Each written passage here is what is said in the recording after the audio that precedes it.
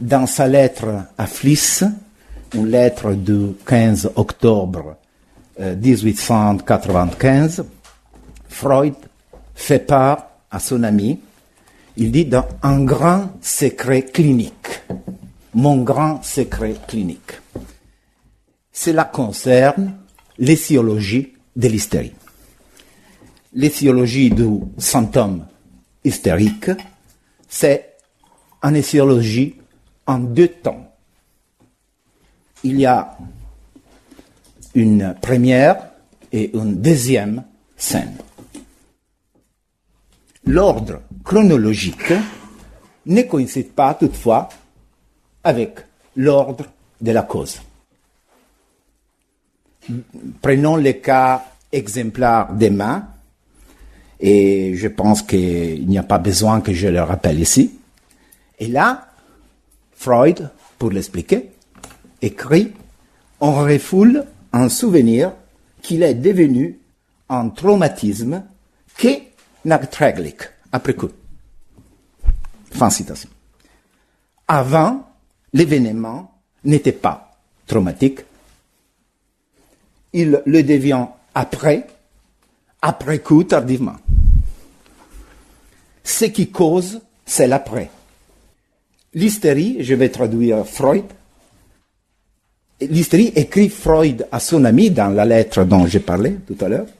L'hystérie est la conséquence d'un plaisir sexuel éprouvé dans les périodes présexuelles qui, plus tard, se transforme en une sorte d'autoréprobation. Présexuel, dit Freud, signifie précédant la puberté, avant la production de la substance sexuelle. Les événements en question agissent uniquement comme souvenirs. Fin de la citation. Voilà les grands secrets cliniques. Les grands secrets cliniques concernent les rapports de la cause avec le temps.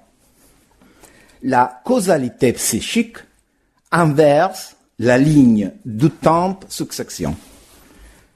Ainsi, au moins, elle se manifeste au regard clinique, elle se manifeste sous forme d'une inversion de la flèche du temps. La flèche du temps, la ligne du temps, va de A à B. La causalité psychique, au contraire, va de B à A. En B, A reçoit une signification sexuelle, on pourrait l'appeler A puissance 1, et Freud écrit, les souvenirs suscitent un effet traumatique qui n'a pas produit en tant qu'expérience vécue. Fin citation. L'inversion semblerait être juste une question épistémologique. Semblerait regarder juste l'interprétation d'un fait. Freud, après tout, est en train de dire que A en B reçoit une signification A puissance 1. Toutefois, je crois, nous devons nous interroger. Il y a vraiment en soi une perception qui ne soit déjà dans l'immédiate. Son propre souvenir est-elle concevable? Comment une expérience peut être vécue si elle ne s'accompagne pas d'une signification qui vient du passé? Les données phénoménologiques, à mon avis, ne vérifient pas cette hypothèse naïvement positiviste. Husserl l'a démontré de manière efficace dans son analyse de la conscience antérieure du temps. Son diagramme du flux du temps vécu nous montre que A, en tant que tel, n'existe pas. A existe seulement lorsqu'il s'écoule dans son horizon du passé, dans son début horizon du passé. Donc, nous ne pouvons pas même dire que la causalité psychique inverse la ligne, la flèche du temps. Les grands secrets cliniques suggèrent une hypothèse sur la causalité psychique qui se veut des plus radicales. La causalité psychique n'inverse pas la flèche du temps, mais se décroche de la succession. La causalité ne présuppose plus le temps à son fondement, ne présuppose pas le temps comme son horizon. Et les gestes théoriques du jeune Freud, c'est un geste subversif, même si nous allons le voir, pas inédit. Il n'est pas inédit. Il est, bien sûr, il est sans doute subversif vis-à-vis de la philosophie moderne et de ce que j'appelle sa ligne majeure. Sa ligne majeure, c'est la compréhension de l'être dans l'horizon du temps. Alors, c'est subversif vis-à-vis de la ligne majeure de la philosophie moderne. Rappelons-nous en effet comment Hume avait liquidé la causalité. Il l'avait réduite à son fondement chronologique, à la contiguïté du successif. Tout ce qui se manifeste à la sensibilité, c'est l'un après l'autre. Rappelons-nous encore comment Kant avait réhabilité cette même causalité qui a été liquidée par Hume. L'ordre de la succession, disait Kant, l'ordre de la succession des perceptions est déterminé selon une règle, c'est-à-dire d'une façon nécessaire. Grâce à la règle, moi, c'est le moi du sujet transcendantal naturellement, moi je rends objective ma synthèse de l'appréhension du multiple.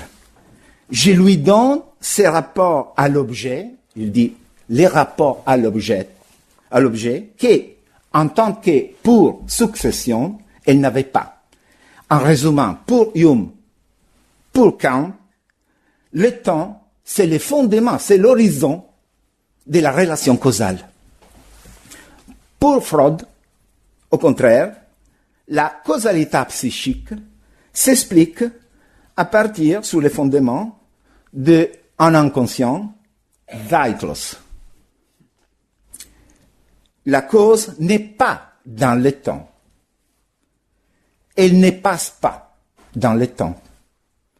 L'inconscient est toujours un acte.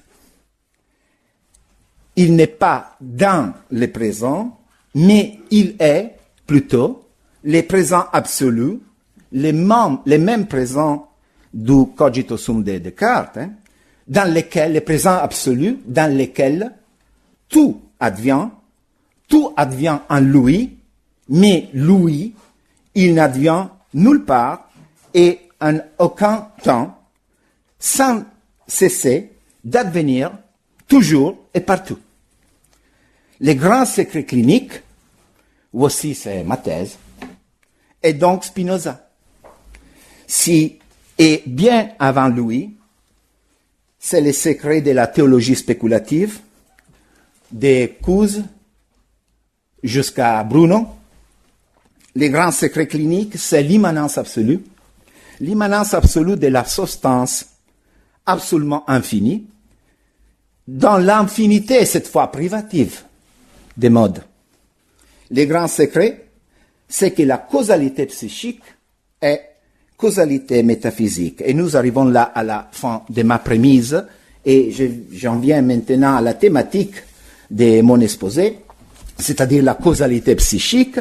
Alors, la genèse de la psychanalyse, en tant que science, s'est fait en deux temps.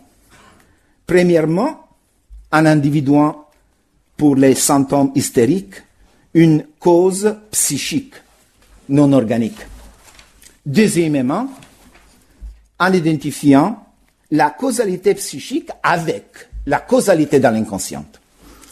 La causalité psychique est la causalité de l'inconscient. l'inconscient freudien, a dit Lacan, est de l'ordre de la cause. Séminaire 11. Voici sa spécificité.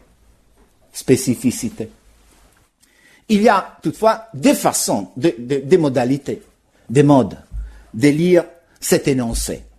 L'inconscient, c'est de l'ordre de la cause. Et la première modalité considère l'inconscient en tant que sujet et l'être cause en tant que prédicat. Dans cette perspective, la découverte de la psychanalyse serait que l'inconscient est la cause du symptôme. L'inconscient serait quelque chose que on se trouve sous la surface, sous la conscience, quelque chose qui cause, en effet, les symptômes. Mais il y a aussi une deuxième façon de lire cet énoncé, en façon que je définirais spéculative dans le sens hegelien d'auteur. L'inconscient c'est cause sans être une chose qui cause. Causer, ce n'est pas ce que l'inconscient fait, mais causer, c'est ce que l'inconscient est, son essence. Dans la langue de Spinoza, la puissance causative de l'inconscience est ipsa ipsius essentia. L'inconscient n'est pas une chose qui cause. L'inconscient, c'est, dans cette perspective, l'acte du causer. La chose, c'est la cause. Il ne suffit pas de dire que l'inconscient est l'acte du causer. Il faudrait emphatiser, on dit emphatiser, il faudrait emphatiser encore et ajouter que l'inconscient, c'est l'acte, un acte du causer. L'inconscient, c'est causation, un acte. Et rien d'autre que cause, un acte. C'est pourquoi l'inconscient est réel. Parce que il est de l'ordre de la cause. Réel veut dire effectuel, wirklich. Je rappelle que Hegel traduisait l'Energia d'Aristote avec Wirklichkeit. L'inconscient produit des effets. L'inconscient, en tant que cause un acte, n'est rien d'autre que production des effets. Et c'est pourquoi l'inconscient, c'est un phénomène de surface. Sa profondeur supposée, son être une chose cachée, séparée de ses effets, est juste un mirage produit, engendré par les mouvements rétrogrades du vrai. Dans quelle constellation spéculative se situe alors la découverte freudienne de l'inconscient cause et de l'inconscient réel? Moi, je la situerai dans la ligne de la pensée que j'appelle mineure, la ligne qui, à partir d'un certain Platon, et surtout des philosophes mégariques, arrive jusqu'au pragmatisme américain, à Whitehead et à Deleuze. Cette ligne, que j'appelle mineure, retrouve avec Spinoza son expression la plus accomplie. Selon cette ligne de la pensée, être, to on, égale causer. Être signifie produire des effets. La substance ne peut pas être détachée de ses effets, ne peut pas être détachée de ses infinies modifications. Être dans le sens existentiel et non pas copulatif du verbe veut dire puissance. Puissance de modifier et puissance d'être affecté. ne serait-ce, écrit Platon dans les Sophistes, qu'une seule fois et pour petite que soit la modification. Il est une puissance qui nous ne devons pas absolument confondre avec la possibilité. La puissance d'agir et de pâtir, à laquelle fait référence l'étranger d'Éléa dans les passages que j'ai cités tout à l'heure, n'a pas donc la même signification que lui sera attribuée par Aristote. Ce n'est pas la dynamis distante et corrélée à l'intellect. Elle n'a pas le sens, la signification de la contingence, c'est-à-dire de ce qui peut être, mais aussi ne pas être. Causer, c'est l'énergia de l'homme, de l'être. Son acte, un acte. Whitehead disait, l'essence de l'être, c'est d'être impliqué dans une action causale avec les autres choses. C'est la doctrine, c'est la science, la doctrine de la loi, de la loi en tant qu'immanence. Fin citation, la psychanalyse est spinozienne parce qu'elle ne conçoit pas l'inconscient en tant qu'une substance pour vous des prédicats, les propres, mais elle conçoit l'inconscient en tant que cause, acte en acte, en tant qu'énergia, la plus pure. Revenons maintenant nouvellement à notre demande. Quel genre de causalité est la causalité psychique? Pour poser cette question, équivaut à se demander quel genre de puissance c'est la puissance de l'inconscient. Quelles sont les forces que l'analyste manie? À quoi doit-il faire face? Lacan répond sèchement. L'analyste doit faire face aux larves. L'inconscient est larvaire. Lacan écrit: l'inconscient, c'est quelque chose de l'ordre du non réalisé, quelque chose qui se tient en attente dans l'air, dirais-je, du non né. Ce n'est jamais sans danger, après tout, qu'on fait remuer quelque chose dans cette zone des larves. Et peut-être, après tout, est-il de la position de l'analyste, s'il y est vraiment, de devoir être assiégé, je veux dire réellement, pour ceux chez qui il a évoqué ce monde des larves, sans avoir pour toujours les mener jusqu'au bout. Fin citation. L'inconscient larvaire semblerait contredire la nature mégarique de l'inconscient, semblerait réhabiliter le possible, la contingence, la finitude, toute une métaphysique chrétienne, créationniste, non spinozienne. En réalité, ce n'est pas ainsi. L'inconscient mégarique, c'est un inconscient larvaire. Je vais m'expliquer. La puissance de l'inconscience, la puissance qui en constitue l'essence, ce n'est pas pouvoir de. Ce n'est pas capacité. Ce n'est pas exis. Ce n'est pas faculté. Mais il est plutôt en n'est pas pouvoir n'est pas. Je ne dis pas nécessité. N'est pas pouvoir n'est pas. Je ne dis pas nécessité. Sartre a baptisé ce n'est pas pouvoir n'est pas dans son écrit le plus spinozien, c'est-à-dire la transcendance de l'ego, et juste en se référant à un cas de psychose tiré de Janet. Et il a baptisé ce n'est pas pouvoir n'est pas, qui est la puissance de l'inconscient, une monstrueuse spontanéité. Monstrueuse spontanéité. Une créativité impersonnelle qui se moque de la notre supposée liberté des sujets.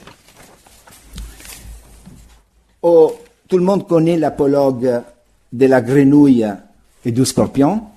On la s'attribue à Ésope, mais en réalité, il a été rendu très célèbre par Orson Welles confidential report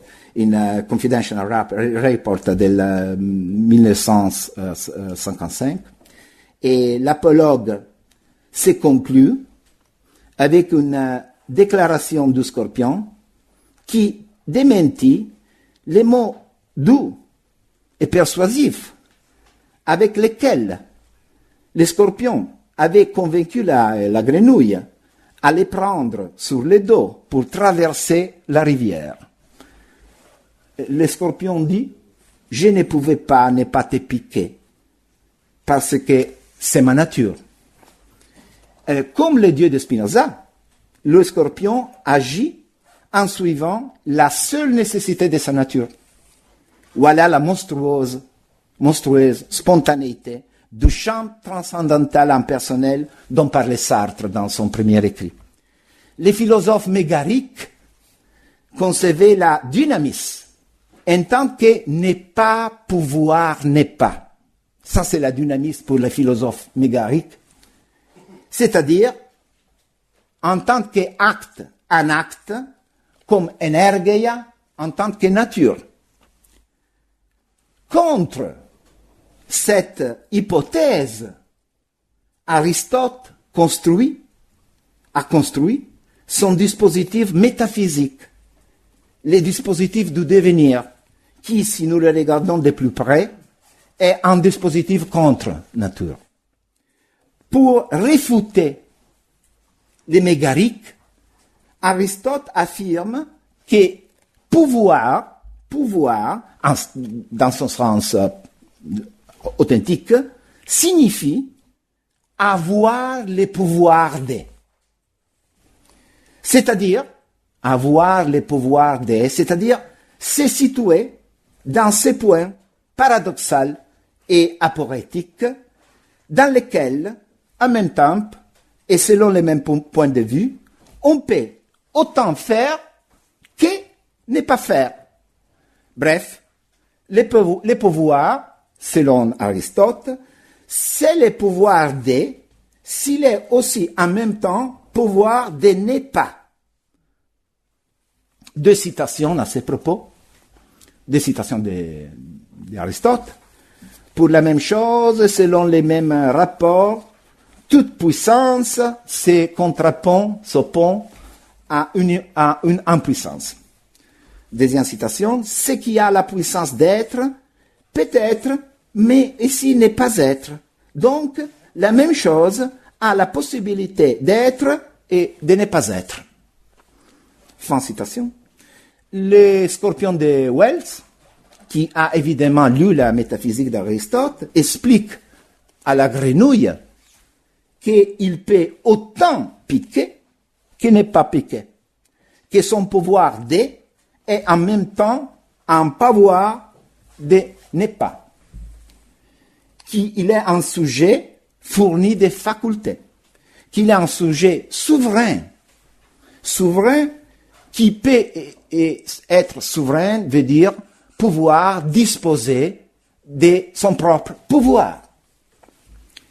Cet état d'exception vis-à-vis les principes par rapport aux principes des contradictions, c'est la signification de la puissance souveraine. C'est la même puissance que les souverains héritent dans toutes les constitutions politiques. Selon Spinoza, la superstition anthropomorphique consiste justement dans l'attribution à la cause, c'est-à-dire à Dieu, de la puissance du droit des rois.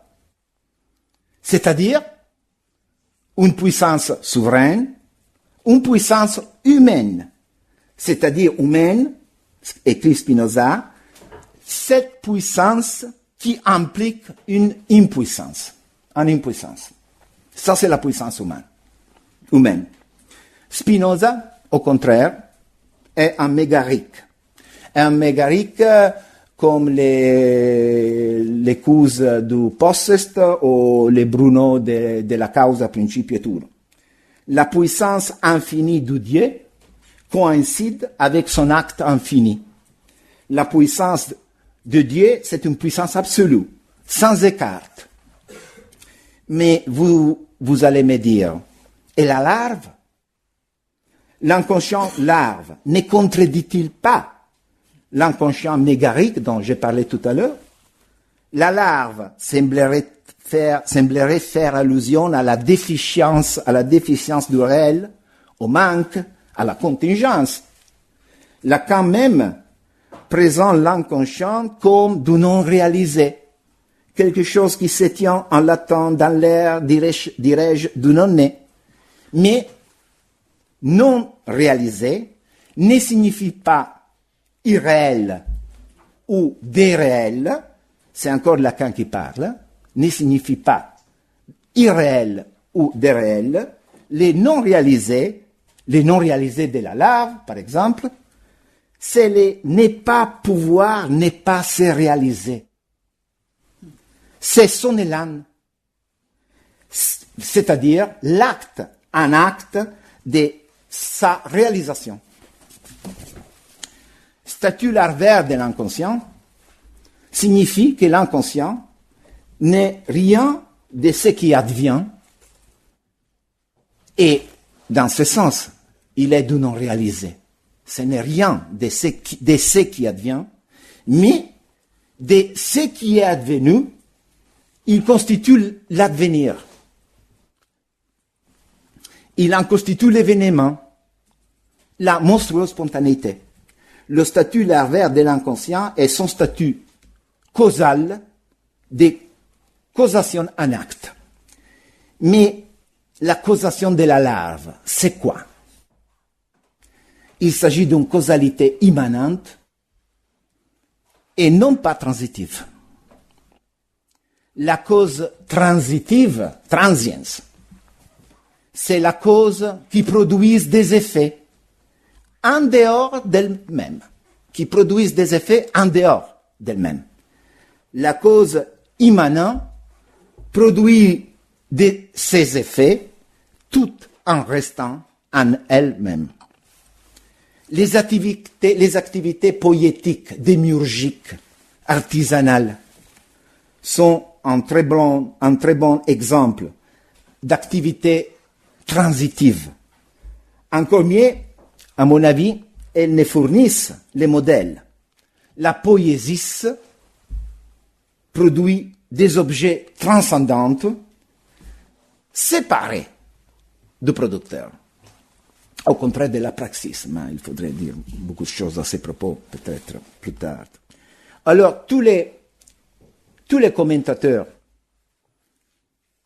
de l'éthique de Spinoza, Braunschweig, Alquier, je vais citer quelqu'un, remarquent que nous, sur les fondements, sur l'hypothèse, sur la thèse de la causalité immanente, nous ne pouvons pas conclure que Dieu, c'est-à-dire la cause, et le monde, c'est-à-dire les effets, ou dans les cas qui nous intéressent, l'inconscient et ses symptômes,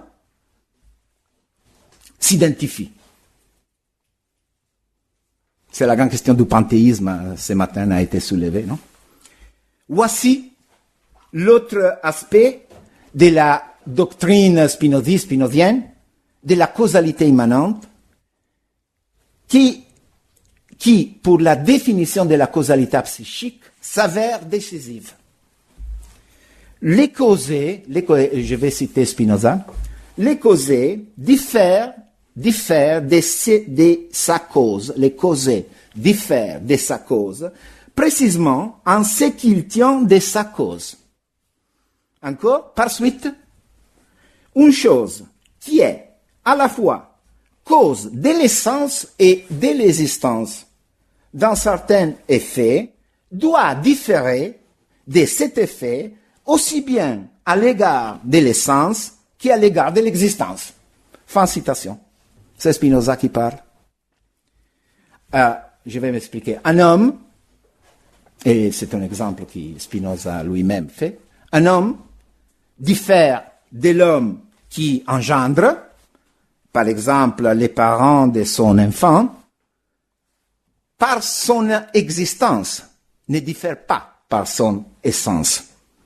La relation entre les parents et l'enfant, c'est une relation, si nous voulons parler la langue de la métaphysique, c'est une relation de synonymie. C'est-à-dire, il y a un genre commun qui fait des cadres à la relation. Le genre homme. L'essence est la même. Dieu, au contraire, cause immanente du monde, diffère du monde qui produit, autant pour l'existence que pour l'essence. La relation, c'est d'homonymie. L'homonymie entre Dieu et le monde, c'est une homonymie radicale. C'est-à-dire, oui, nous sommes ici en face de la nulla proportion entre infini et fini dont ont parlé les théologues spéculatifs. Il n'y a nulla proportion. Pas de proportion, pas de passage. Braunschweig, par exemple, a pu conclure qu'en se différenciant pour l'existence et par l'essence, ça c'est Braunschweig qui parle, il n'y a donc rien de commun entre Dieu et ses créatures, pour Spinoza. Nous voilà venus à la question essentielle. Nulla proportion entre fini et infini. Et toutefois, l'infini, c'est la cause immanente du fini. Il y a une relation d'homonymie radicale entre Dieu et le monde. Pas de rapport. Et toutefois, Dieu est cause immanente du monde. Avec cette nulla proportion, nous sommes ici en présence de l'abéance.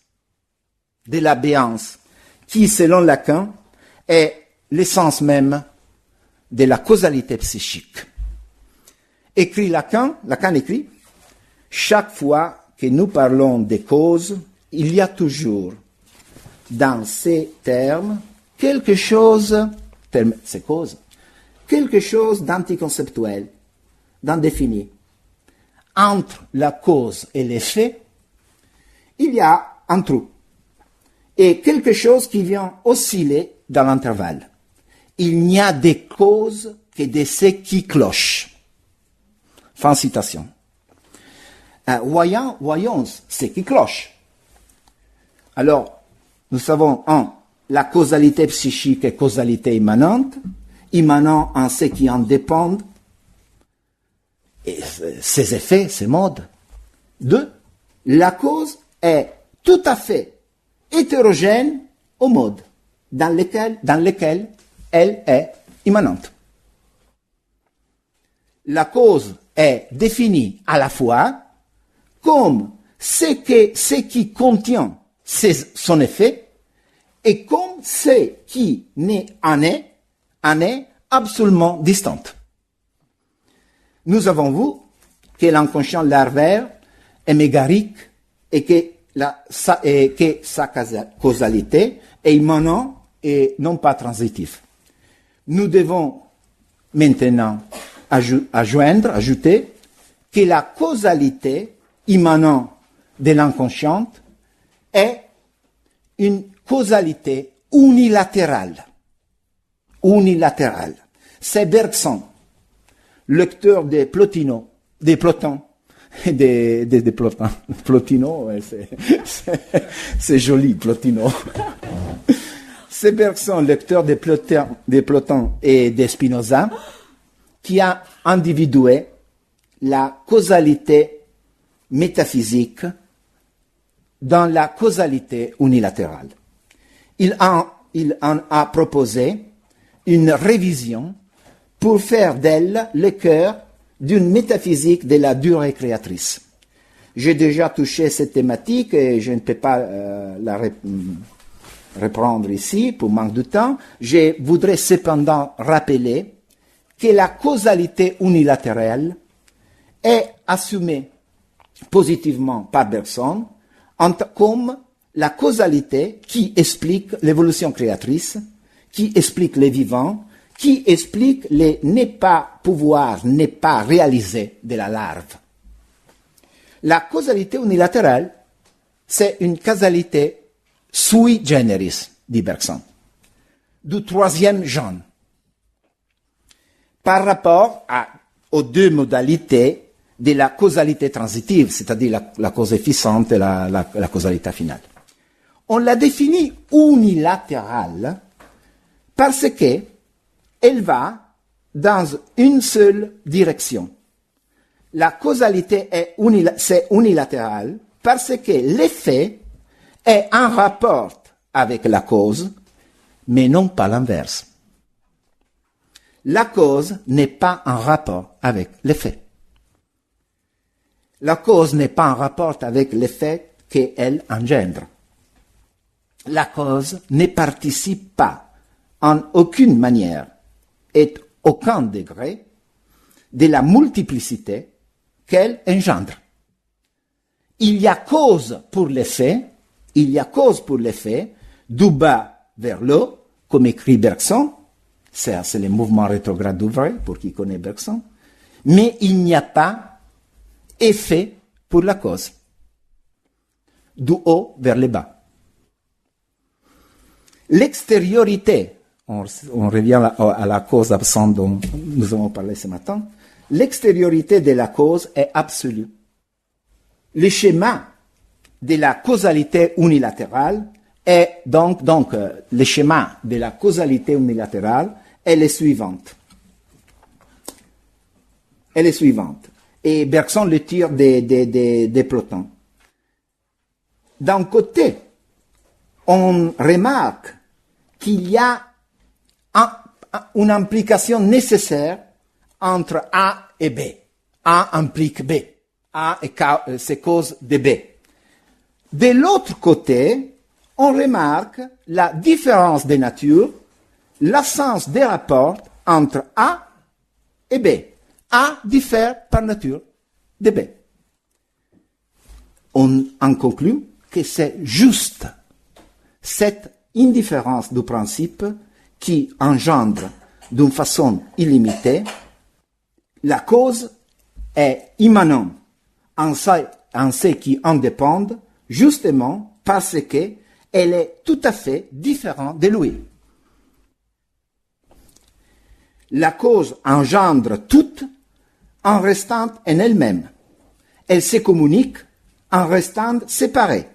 Mais prenons garde.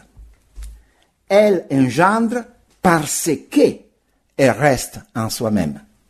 Elle se participe, se communique parce qu'elle reste séparée.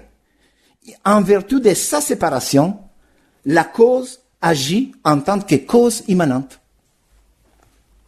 La cause cause toutes les choses, panton dynamis, parce que renfermée en elle-même, d'une manière presque autiste, sans aucun rapport avec l'effet qu'elle engendre.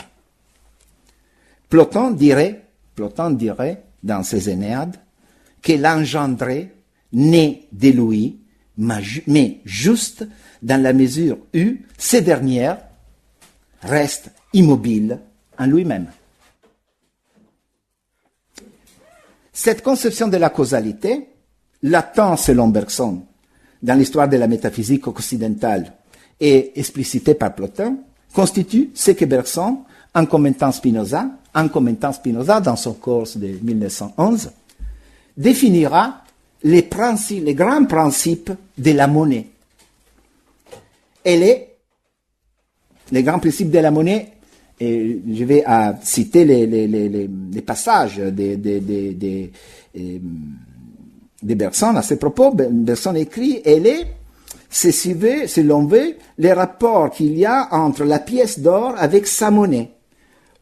pourvu qu'on se suppose que la monnaie s'offre automatiquement une fois que la pièce d'or est présentée. Comme si nous avions un bilan, non? Et sur un bras, nous avons la pièce d'or. Combien de monnaie il faut pour mettre en équilibre les deux bras de la balance? Une infinité de monnaies. La pièce d'or c'est Dieu, causa sui.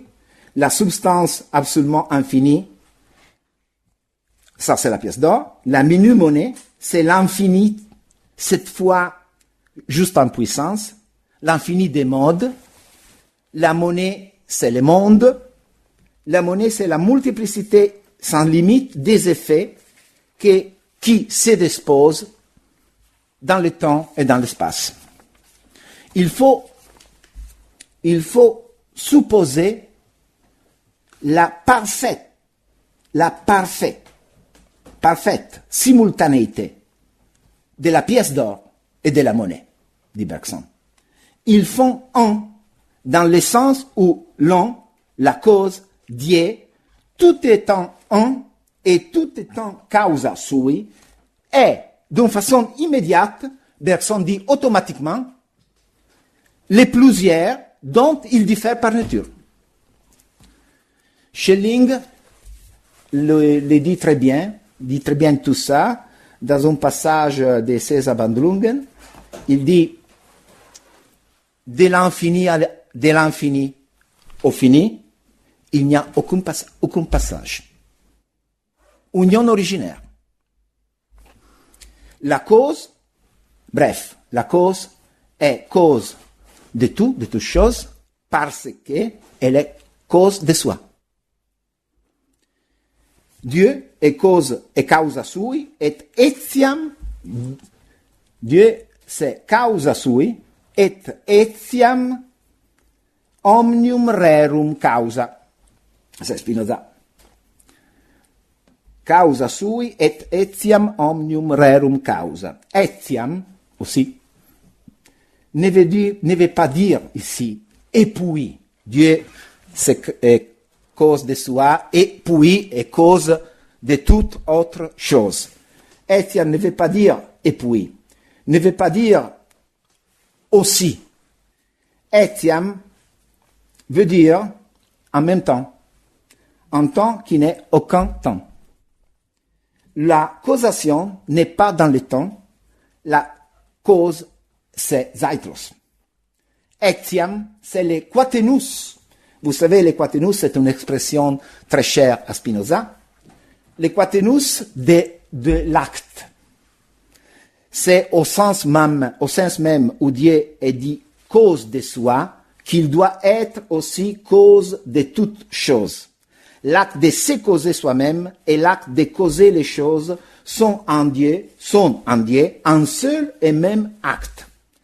La création est ainsi ramenée à l'acte éternel par lequel Dieu s'est fait lui-même exister, et cet acte n'est pas le fait de la volonté de Dieu, il dérive de la monstrueuse spontanéité de son essence. En termes lacaniens, c'est l'habience qui est cause de toutes choses. L'habience n'est pas une affection de l'âme, une affection de l'inconsciente. Ce n'est pas quelque chose qui se rajouterait à sa substance en lentement. Est-ce que le un de l'inconsciente, est lui intérieur, se demande Lacan. Sa réponse est sèche. Justement, je ne le pense pas. Et je vais résumer la thèse de Lacan. Ce que j'ai enseigné au cours de ces années, il dit, continue Lacan, vise plutôt à résoudre sans résidu l'être de l'un, c'est-à-dire de l'inconsciente, dans la feinte, dans les traits, dans la rupture. Non pas sujet-prédicat, non pas l'un qui est entamé, non pas l'un qui se fissure, non pas l'un qui, d'une façon très mystérieuse, devient plusieurs, mais la fissure, les traits, la rupture qui est un, les traits unaires. Ces traits-là, c'est ce qui se manifeste dans la formule paradoxale causa sui. Une formule inconcevable, causa sui, c'est une formule inconcevable pour Saint Augustin ou pour les philosophes scolastiques. Ce matin, nous avons parlé aussi de ça. Inconcevable parce qu'elle implique un étant que pour se causer lui-même devrait exister avant d'exister.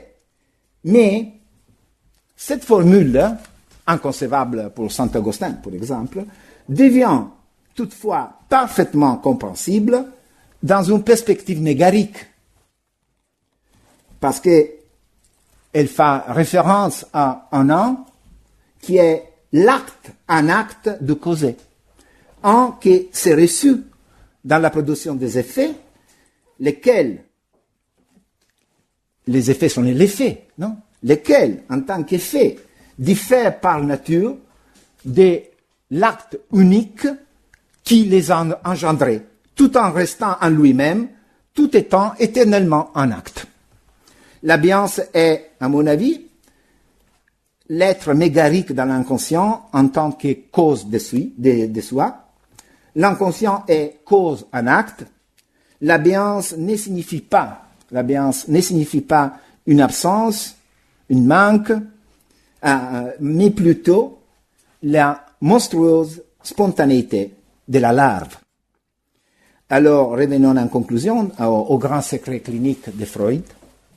Nous avons dit, la causalité se décroche de la succession, décrochement qui se manifeste sous la forme d'une inversion de la flèche du temps, dans la forme contre-intuitive de la causalité de l'après.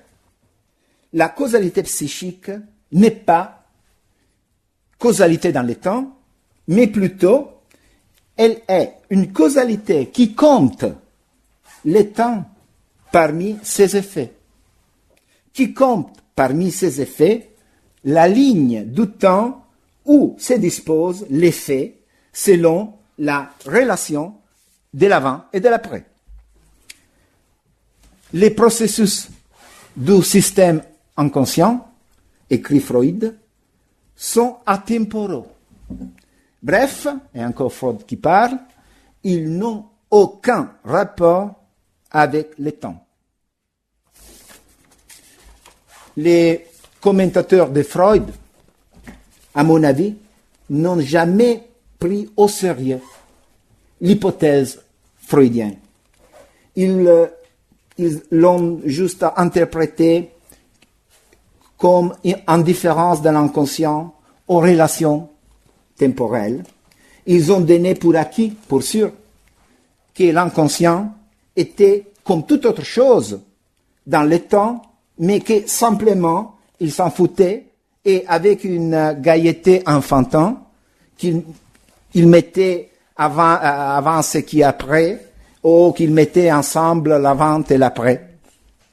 À mon avis, l'hypothèse freudienne est bien plus radicale. Freud ne se bon pas à affirmer que l'inconscient est étranger au temps dans lequel tout advient. Plutôt, il remet en question le temps-succession comme cadre objectif des événements, et il en fait du temps-succession une relation antérieure à l'inconscient, un acte, Zeitrus. Bref, l'inconscient cause n'est pas de l'ordre de ce qui advient, il ne se dispose pas dans la ligne du temps, n'est pas de l'ordre, mais il est de l'ordre de l'advenir en tant que pour advenir. Dès les premières lignes de l'Homme lu, Freud, en s'adressant aux analystes, il leur recommande de bien rester fidèles à la atemporalité de l'inconscient. Et il écrit, première, deuxième page de l'Homo Loop. En ce qui concerne les médecins, je puis seulement dire qu'il doit, en pareil cas, se comporter tout aussi hors le temps que l'inconscient lui-même, s'il veut apprendre ou obtenir quoi que ce soit. Fin citation. Avec son emphase sur la temporalité, sur la atemporalité, en tant qu'objet et méthode, Freud veut nous dire une chose, à mon avis, très simple. Il demande à l'analyste d'envisager le psychique en tant qu'un mode fini de la substance infinie inconsciente. Il demande de considérer le psychique monadologiquement en tant que processus en acte dans lequel l'un de l'inconscient, tout en étant un et tout restant un d'une manière presque autiste, engendre éternellement les plusieurs, les multiples, dont il diffère par nature. Ça, c'est la causalité immanente, ça, c'est la causalité unilatérale. Où est le traumatisme de Sergueï? Où est situé son traumatisme originaire? Quelque part dans la ligne du temps, comme un fait parmi les faits, ou bien partout et nulle part, en n'étant jamais que là où cependant il n'est pas. Voilà la différence des natures dans l'implication nécessaire. Voilà la causalité unilatérale. Qu'est-ce que le psychique dont Freud voudrait être le scientifique, sinon les coups d'un seul événement traumatique, un événement qui se répète avec des variations dans toute la constellation d'effets qui constituent une existence, une vie. Et ça c'est ma conclusion sous forme d'interrogation. Et il peut peut-être situer les traumatismes originaires qui expliquent une existence, sinon toujours ici, dans ces symptômes, sans jamais être ces symptômes. Où est, pour nous qui voulons le dire, sinon dans le fond d'un passé qui n'est jamais été présent et qui insiste, qui subsiste dans chaque présent comme son passé transcendantal. Merci.